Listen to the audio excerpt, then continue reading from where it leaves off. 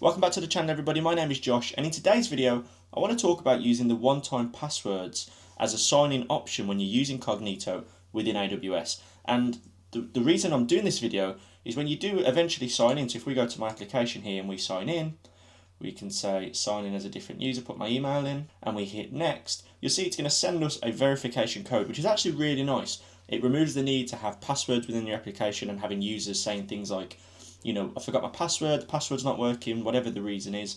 If we go to our emails, you can see Cognito is just sending us a very basic email that's saying your authentication code is this.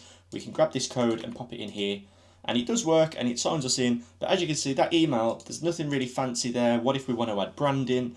What if we want to add some security there saying do not share this code with anybody else? You know, especially with all the cyber attacks that are happening recently, we really want our applications to be secure. But if we go to Cognito within AWS, and if we go to, so to turn that on, by the way, if you wasn't sure how to do that, you can go to your user pool, you can go to sign in, and then here you'll have your choice-based options, and then under available choices, you can hit edit, and you can turn on email message one-time password. So now if we go back to our user pool and we hit message templates, we can see we have a verification message, which looks very similar to the authentication message, but it's actually not the authentication message. We have an invitation message and we have an MFA message. Well, there's no authentication or one-time password message, so how can we actually customize this template? And the actual answer is through the UI within Cognito. At the moment, I imagine it will probably come because it's weird that it's not there, but you have to do it via a Lambda function instead, and that's what I'm going to show you in this video.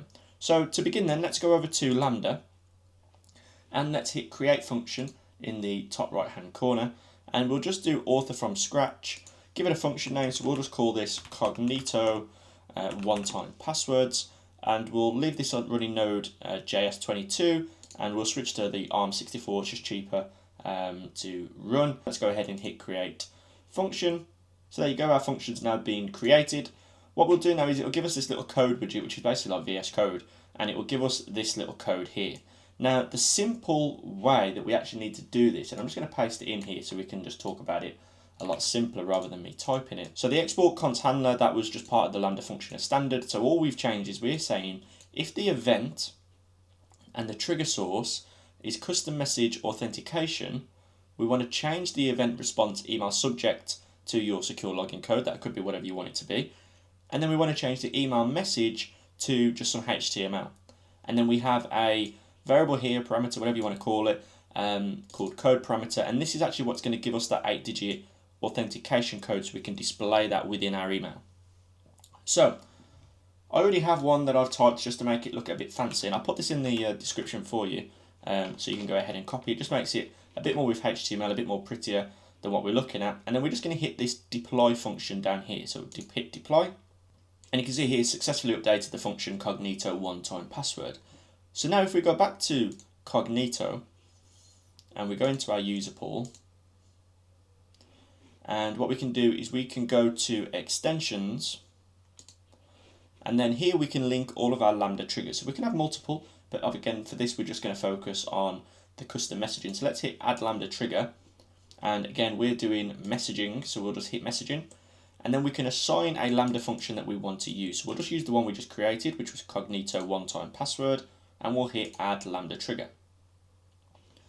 That's now linked. We don't need to do anything else within Lambda, so what we can do, or within Cognito even, so now we can just go ahead and sign into our application once again. We'll pop our email in there and then we'll hit next, and you'll see we now get a verification code. So now let's go and have a look at what that verification code email looks like. And as you can see, this looks a lot better.